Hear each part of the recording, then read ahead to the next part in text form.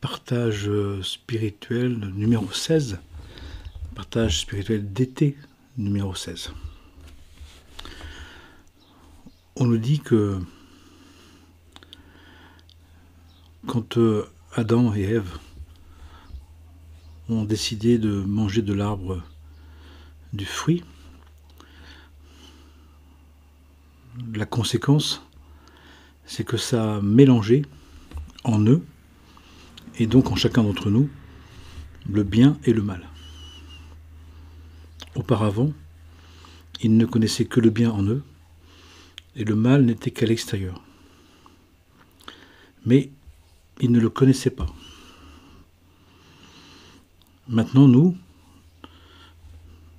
vivons le bien et le mal mélangés, associés. Et on nous dit que le combat spirituel que nous devons mener pour le bien et sans le mal ou contre le mal, c'est de nous occuper principalement et exclusivement à fortifier, à bénir, à glorifier, à voir, à observer le bien, à le valoriser, à le tenir, et de toutes les manières de ne pas être intéressé, de ne pas être impressionné par le mal. Tout simplement parce que, en regardant ce qui va mal, en parlant de ce qui ne va pas bien, nous le perdurons, nous le renforçons, nous lui donnons encore de la vie.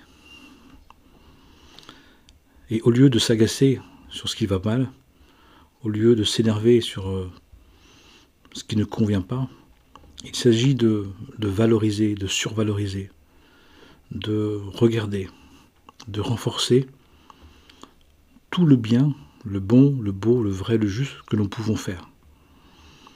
Et il est dit que si on s'attache à ce travail, si on s'occupe vraiment de faire tout le bien que l'on peut, tout le bon que l'on peut, tout le juste que l'on peut, on n'a pas le temps d'en vouloir au mal, d'en vouloir à ce qui,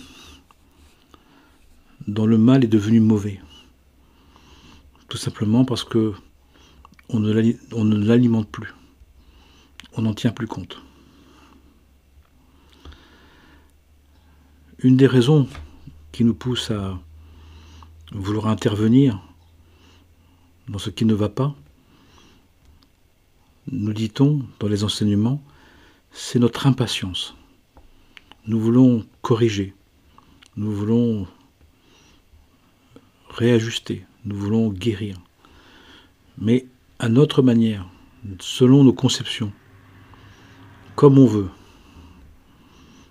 mais pas forcément comme il se doit, pas forcément de manière nécessaire, mais pris par notre vouloir, nous voulons intervenir, nous voulons dire, nous voulons mettre à jour.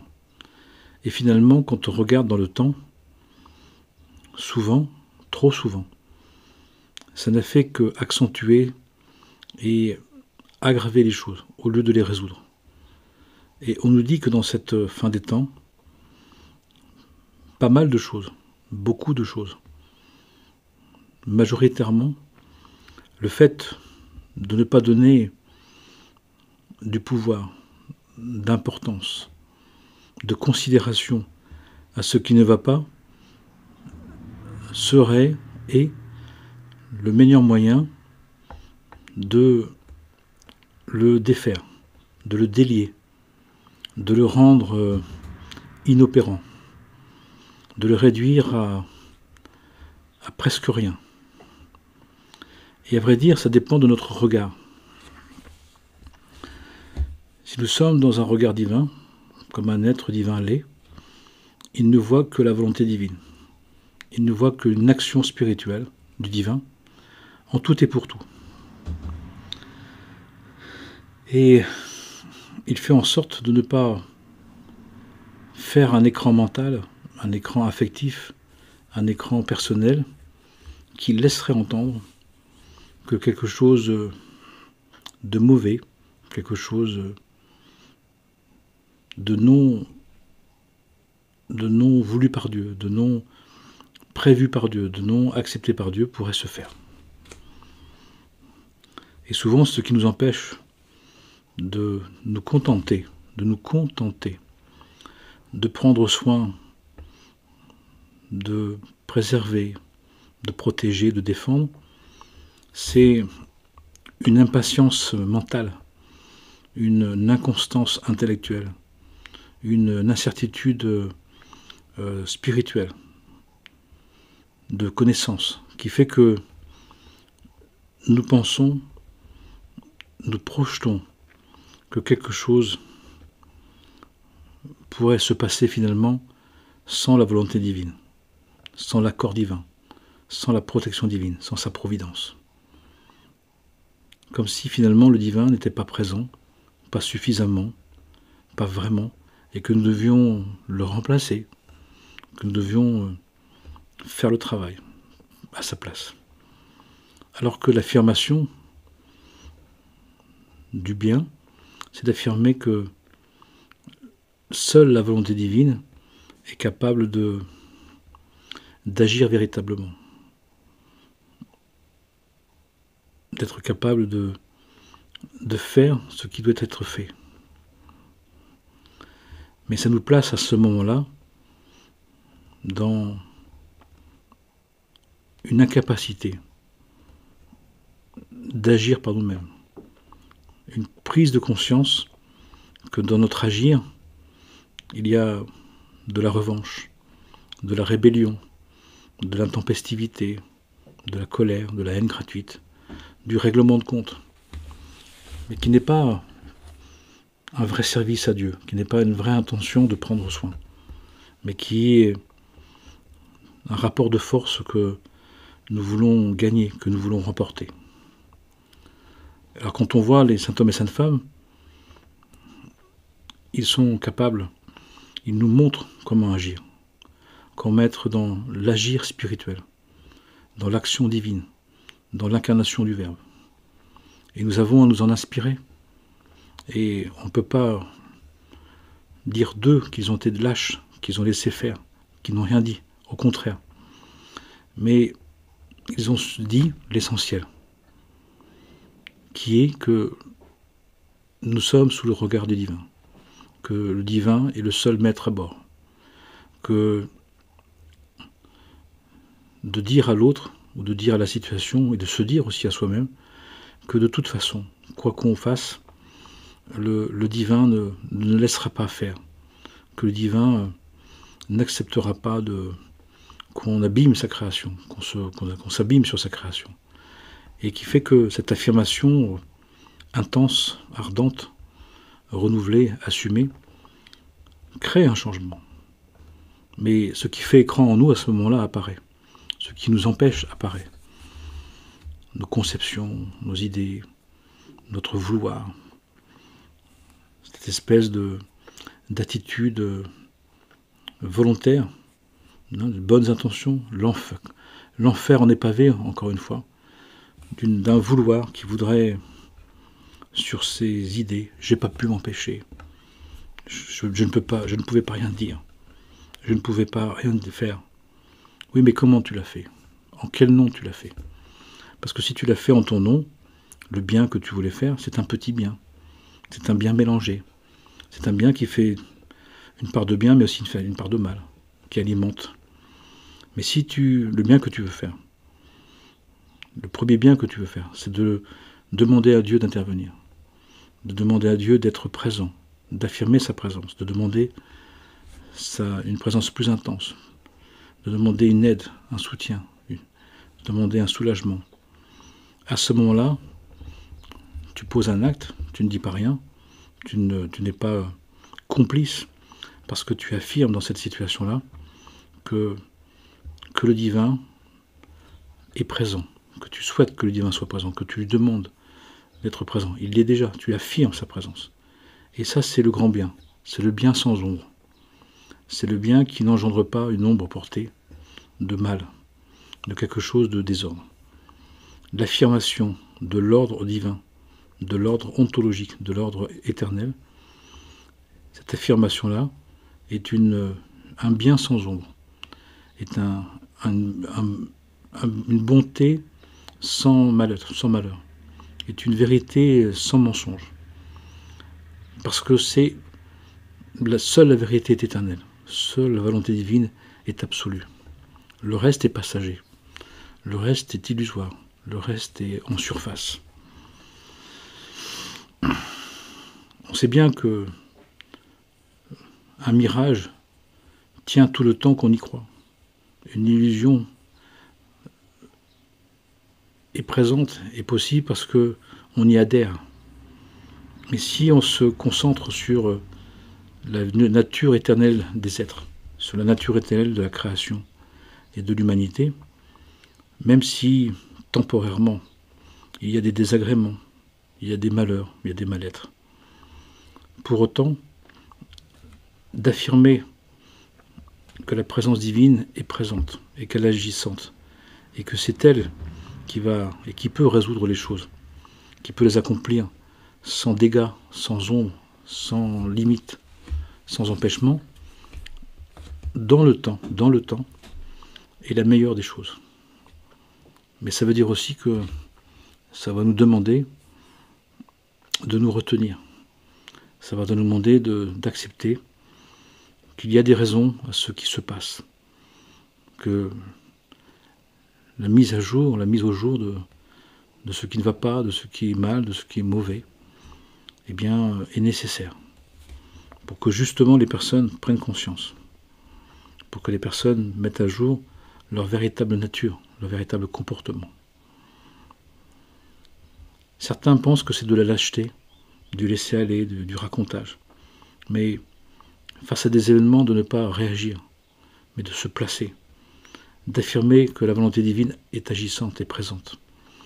Demande de la force, n'est pas une lâcheté, mais un courage, un grand courage, de ne pas se venger, de ne pas attaquer, de ne pas créer un rapport de force,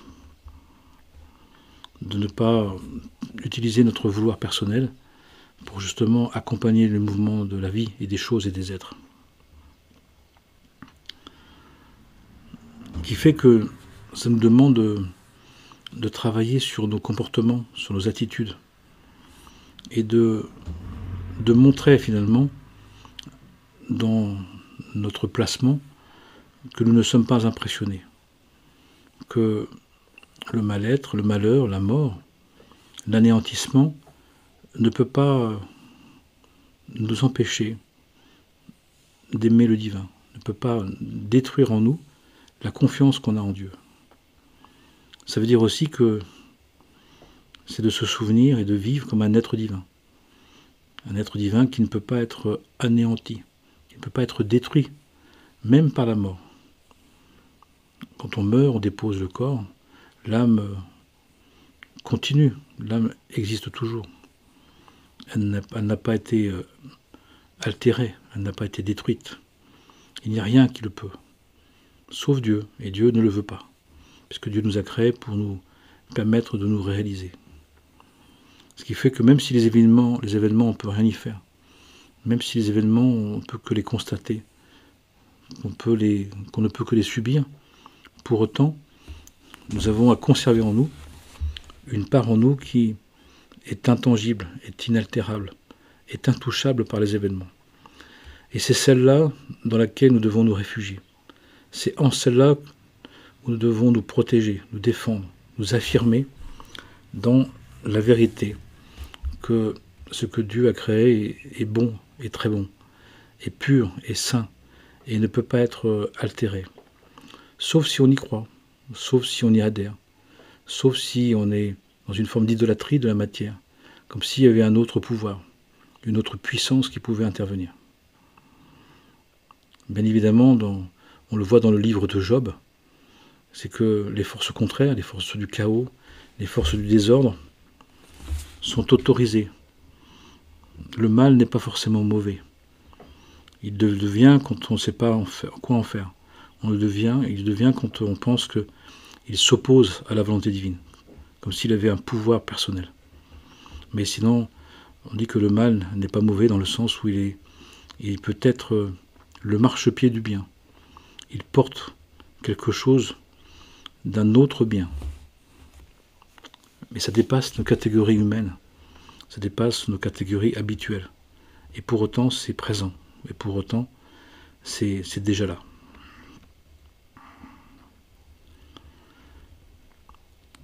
Surtout dans les temps dans lesquels on est, où beaucoup de choses se passent, comme des régulations, des règlements de comptes, des bilans, des fins, qui nous font mal, mais qui ne sont pas mauvaises. Parce que c'est une préparation, c'est un élagage, c'est un nettoyage, c'est une purification de l'être pour justement rentrer dans les temps nouveaux qui arrivent en s'étant défait d'un trop plein d'ego, d'un trop plein de croyances, d'un trop plein d'idées, de conceptions, de points de vue personnels qui est trop fermé, qui est trop figé, qui justement est une pensée duelle, une émotion qui n'arrive pas à vivre les événements avec un sentiment de la présence, avec des cogitations qui expriment une incompréhension, tout simplement parce que, au lieu d'accepter pour comprendre, on veut comprendre pour éventuellement accepter. Il y a une inversion, il y a un retournement. Bien évidemment, comme on le voit dans les écrits, qu'on les voit chez les saints hommes et saintes femmes, il y a une dépossession, il y a une impuissance que provoque ce placement, que provoque cette manière d'être, cette manière de faire, mais qui, dans le temps, est la plus sûre. Mais ça veut dire aussi qu'il y a une forme de docilité, encore une fois, une forme d'acceptation, de renoncement, à vouloir intervenir de manière injonctive, de manière spontanée, de manière réactive. C'est d'abord donc de se laisser toucher par les événements, de les accueillir et de voir ce qui en nous, ces événements viennent mettre à jour de dualité, de participation à un manque de foi, à un manque de confiance en Dieu, à un manque de certitude que le divin gouverne tout, que le divin est le maître de tout. Et on peut voir au fur et à mesure à quel point des endroits de notre conscience, des grandes parts de notre conscience, de notre intelligence est prise et polluée par l'idée de pouvoir du monde, de pouvoir de quelque chose qui pourrait défier la volonté divine, qui pourrait s'en passer, qui pourrait la remplacer, qui pourrait l'égaler. Bien évidemment, c'est totalement faux, mais nous l'entretenons. Tout simplement aussi parce que nous avons ces habitudes, parce que nous avions des intérêts, nous avons voulu aussi à notre manière être un pouvoir personnel, un pouvoir à soi-même, un pouvoir qui puisse s'opposer à Dieu, qui puisse diriger Dieu, qui puisse contrôler le divin, de manière inconsciente, de manière ignorée, mais de manière quand même tangible. Et nous devons regarder ça. Où est-ce que nous, dans notre fonctionnement, nous pensons encore que le divin peut être ce qu'on veut, comme on veut. Et même si on est croyant, même si on a la foi, on peut très bien tomber dans ces travers, de penser que le divin est manipulable, qu'il est dirigeable, qu'il est peut-être comme on veut. Des personnes le disent, des personnes en témoignent. J'ai foi en Dieu, mais je voulais qu'il me serve, je voulais qu'il me conduise par là où je voulais. Je pensais d'une certaine manière le remplacer, le compléter. Et nous avons à regarder ça. Mais en regardant ça, on va s'apercevoir que finalement, on craint de ne pas avoir de pouvoir. On craint de ne pas pouvoir vivre sans intervenir. On craint d'accepter au lieu de réagir. Parce que finalement, quand on accepte que le divin mène son monde comme il doit, comme il le veut, ça dépasse notre entendement, ça dépasse notre compréhension, ça dépasse ce volontarisme, cette idée saugrenue de penser qu'on peut corriger Dieu, qu'on peut améliorer Dieu, qu'on peut le remplacer d'une certaine manière. Même si c'est pas forcément direct, mais c'est quand même présent, c'est quand même induit. Et nous devons prendre conscience de ça, que ta volonté soit faite, que ta grâce me suffit. Ça veut dire que le divin agit vraiment, il agit pleinement, il agit comme il faut, comme il se doit. Et que nous avons en attesté, nous avons l'affirmer, nous avons l'apprécier dans les situations. Parce que tout simplement, c'est la version véritable, c'est la version juste, celle qui ne doute pas de sa présence, celle qui ne remet pas en question son action, celle qui n'empêche pas son agir en pensant qu'il devrait le remplacer. Et c'est tout un travail, c'est toute une œuvre personnelle, justement de devenir de plus en plus docile, la docilité, que des personnes vont considérer comme quelque chose d'humiliant, quelque chose de rabaissant. Parce que l'orgueil, l'ego, conçoit toujours la docilité à Dieu comme quelque chose de rabaissant et de ragoûtant. Mais à vrai dire, quand on regarde la vie des saints hommes et saintes femmes, de toute religion qui exprime la tradition primordiale, tous et toutes apprennent à être dociles à la vérité, d'être dociles à la volonté. Et c'est tout le travail du chemin divin, de l'initiation, de la voie vers le divin, du retour vers le Père. Père, Mère de tout amour, Dieu, Père, Mère de tout amour. C'est-à-dire le fait que, finalement, il se passe ce qui doit se passer, comme ça doit se passer. Et que nous ne sommes pas là pour, soi-disant, éviter ou corriger ou pour améliorer selon notre concept. C'est juste une illusion, c'est juste un racontage, c'est juste un pouvoir que nous nous accordons, que nous n'avons pas vraiment. Temporairement, ça peut donner l'impression que ça fonctionne. Quand ça fonctionne, c'est que c'était que la volonté divine était celle-là. Mais quand ça ne fonctionne pas, c'est que la volonté divine était celle-là. Bien évidemment, quand ça fonctionne, on va penser que c'est nous. Et quand ça ne fonctionne pas, c'est que Dieu n'est pas d'accord, mais que Dieu qu'il nous contrarie, qu'il ne nous a pas compris. Au lieu de dire, j'ai demandé, c'était une demande, elle a été reçue, béni soit Dieu, elle n'a pas été reçue, béni soit Dieu. Et on voit bien que dans cet activisme, dans cette bonne volonté, qui encore une fois pave l'enfer, il y a une toute-puissance. L'envie de rendre le monde comme on veut, de faire du monde ce qu'on veut, de tordre le bras à Dieu, de vouloir imposer notre version. Quand elle est juste, cette version-là, elle ne s'impose pas. Elle est juste, donc elle se vit, elle est présente. Quand elle est injuste, elle ne se fait pas. Et à ce moment-là, ce n'est pas une bonne chose, et on doit le reconnaître.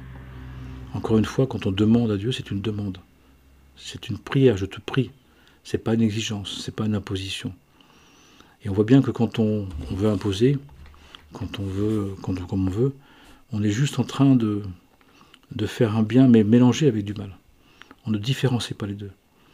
Parce que différencier le bien du mal, c'est de s'occuper exclusivement du bien, de promouvoir le bien, de désirer le bien, le bon, le beau, le vrai, le juste, l'authentique.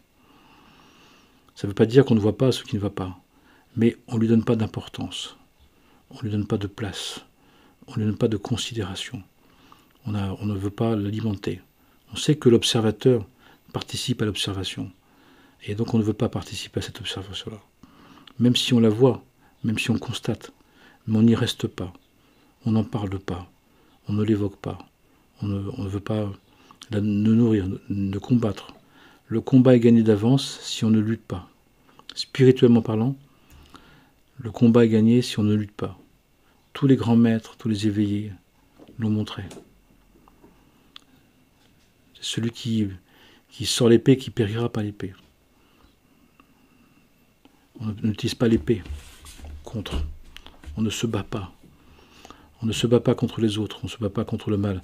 On se bat dans ce qui en nous, justement, peut croire que le mal aurait une force individuelle, une force personnelle, une force contre Dieu, une force sans l'accord du divin. Ça, c'est ce qu'on doit, on doit se battre contre ça. Le grand combat spirituel qui fait qu'on doit se défaire en nous d'une idée, d'une autre volonté que celle du divin. Encore une fois, Dieu a créé le bien et le pas encore bien, qu'on appelle le mal. Mais il n'a pas fait le mal mauvais. Le mal, il est mauvais quand justement on commence à vouloir le corriger, à s'en défaire, à vouloir penser qu'il y a quelque chose à en faire. Ce qui fait que n'y arrivant pas, on commence à lui donner de l'importance, donc de l'intensité. Et on commence à penser qu'il faut y faire quelque chose. Et là, on est en train de le nourrir. Comme on dit, la pire des choses, c'est l'indifférence. Eh bien, nous n'avons pas le droit d'être indifférents à notre prochain, mais nous avons le devoir d'être indifférents au mal. D'être indifférents au mal. Pour pas qu'il devienne mauvais, pour pas le nourrir. Pour qu'il puisse s'épuiser. Et de voir dans ce mal le bien qui est contenu, le bien qui est caché. La version de bien qui s'y trouve. C'est un regard, c'est une question de regard, c'est une question de foi. C'est une question de confiance en Dieu. Et on voit bien que dans les temps actuels, ce qui peut rendre fou, ce qui peut rendre malheureux, ce qui peut rendre énerver les êtres, c'est que malgré tout le bien qu'ils veulent faire, ça ne marche pas. Et ça doit nous questionner. Ça montre bien que ce n'est pas comme ça que ça marche, que c'est pas comme ça qu'on va réussir. Je vois des personnes qui s'épuisent, qui s'énervent, qui se rendent malades, parce que ils voient quelque chose qui ne va pas bien, qui est mal, mais ils pensent qu'ils doivent le corriger, qu'ils doivent s'en occuper. Et sans s'en rendre compte, ils le renforcent. Ils lui donnent de la force, en lui donnant de l'importance. Alors qu'il s'agirait de s'occuper de ce qui va bien, de trouver le chemin du bien-être, du mieux-être, de la joie, de la paix, de la tranquillité, de la docilité, de l'humilité, de la modestie, tout simplement. Qui fait que on n'a pas envie de combattre, on n'a pas envie de se mettre dans une espèce de conflit perpétuel. Mais on veut passer son temps à affirmer la vérité, à vivre de l'essentiel, de l'éternité, de ce qui est intangible, de ce qui est incorruptible. Ce que Dieu a créé est intangible, est incorruptible, est parfait, est sans mal, est sans ombre. Donc nous n'avons pas besoin de défaire tout ça, de nous occuper de tout ça. Nous avons simplement besoin d'affirmer que le divin est parfaitement juste, bon, pur, sans tache, sans auréole, sans ombre, et ça suffit. Au quotidien, constamment, on s'y consacre. Et vu qu'on n'a plus grand-chose à faire, vu qu'on n'a plus beaucoup de moyens, vu qu'on n'a plus beaucoup d'énergie, c'est la seule chose qu'on puisse faire. D'apprécier dans des conditions spartiates, réduites, limitées, empêchées, justement d'affirmer que le divin, justement, est la seule puissance, la seule force, la seule volonté qui est capable de véritablement agir. C'est un acte de foi, c'est un acte d'humilité, c'est un acte de modestie, c'est un acte de grandeur d'âme. Comme les saints hommes et saintes femmes, qui ne se battent pas, qui ne luttent pas contre, qui même ne luttent pas avec, qui ne luttent plus, mais qui affirment et affirment et affirment et affirment la véritable nature de l'être. Essentiellement, suffisamment, de jour en jour, d'heure en heure, d'instant en instant. Et cette intensité-là produit un rayonnement de la vérité, un rayonnement de l'être, qui fait que on ne peut plus accrocher sur les apparences, sur la surface des choses. Parce que tout simplement, nous sommes dans une vision unitive, inclusive, universelle. Une vision du bien qui est Dieu, d'un bien total, d'une volonté absolue, d'une volonté sans manquement. Et ça dépend de nous, ça dépend vraiment de nous. Ça nous place dans une situation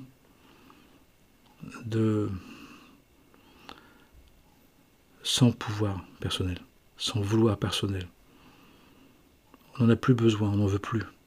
C'est une acceptation sans condition de ce qui se passe. C'est une appréciation de ce qui se passe avec joie, avec tranquillité, avec impassibilité.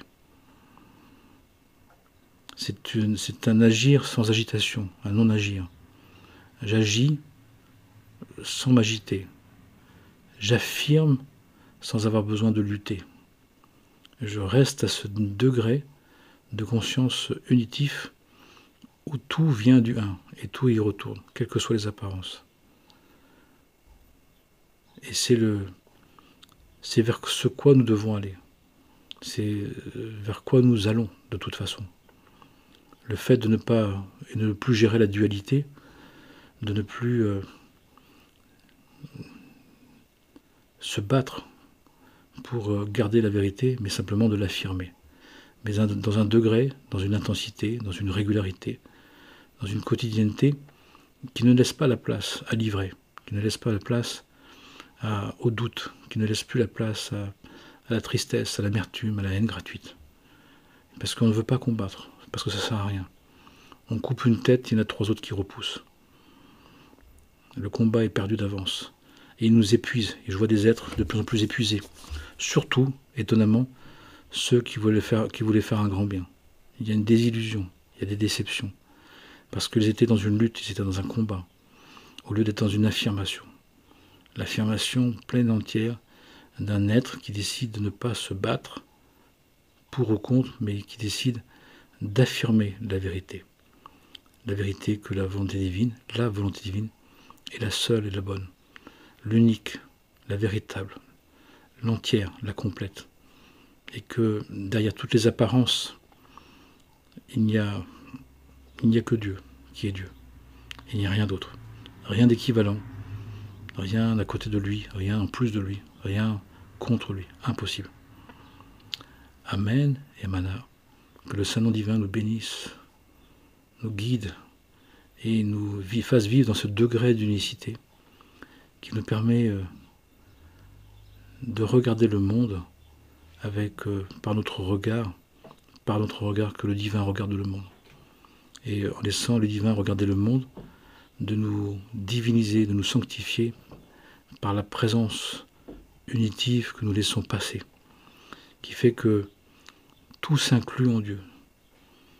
Et nous ne le laissons plus. Et nous ne sommes plus alors leurrés par les apparences, par les surfaces. C'est épuisant de combattre, c'est épuisant de cogiter, de vouloir, de chercher à toujours réparer, à chercher toujours à améliorer. Il suffit de constater que le divin est la version pure, juste, entière, éternelle, infinie, qui est dans tout ce qui est, malgré toutes les apparences. Jusqu'au jour où on découvre, finalement, que c'était des filtres qu'on avait sur le regard, des filtres d'ego, des filtres personnels, des filtres de vouloir, d'intention, d'émotion, d'agitation, de cogitation, qui projetait sur les événements quelque chose qui ne serait pas sous le regard du divin, quelque chose qui pourrait s'opposer. Finalement, on s'aperçoit que c'est nos imperfections, c'est notre agitation, nos émotions, nos tensions matérielles, physiques, psychiques, notre souffre intérieur, qui nous faisait souffrir et qui était justement un voile sur la vérité. Un voile sur la vérité que tout est Dieu, rien que Dieu, pour toujours et à jamais. Ce que Dieu crée, il le crée une fois, éternellement, parfait, sans tache, sans défaut, sans ombre. Tout est bon et tout est très bon, comme il est dit dans la Genèse. Et alors on peut reposer en Dieu. Et on peut reposer dans la conscience de sa présence ultime, intégrale, entière, complète, qui nous permet justement d'être en paix avec tout et d'être tranquille avec tout. Malgré malgré les surfaces en apparence agitées, négatives, violentes, destructrices. Le monde ne peut pas détruire les âmes. Le monde ne peut pas altérer la volonté divine. C'est impossible. Mais on peut y croire. Et à ce moment-là, on se blesse, on accroche, on se fait peur. Mais nous pouvons l'éviter en affirmant et continuant d'affirmer que tout est bon et très bon, qu'il n'y a que la volonté divine qui est agissante et qui est capable de tout, la seule, sans équivalent, sans opposé possible. Amen et Amana, que le Saint-Nom divin nous bénisse, et que la paix de Dieu, la paix divine soit en nous, autour de nous et entre nous, pour le bien de tous les êtres. Amen et Amana.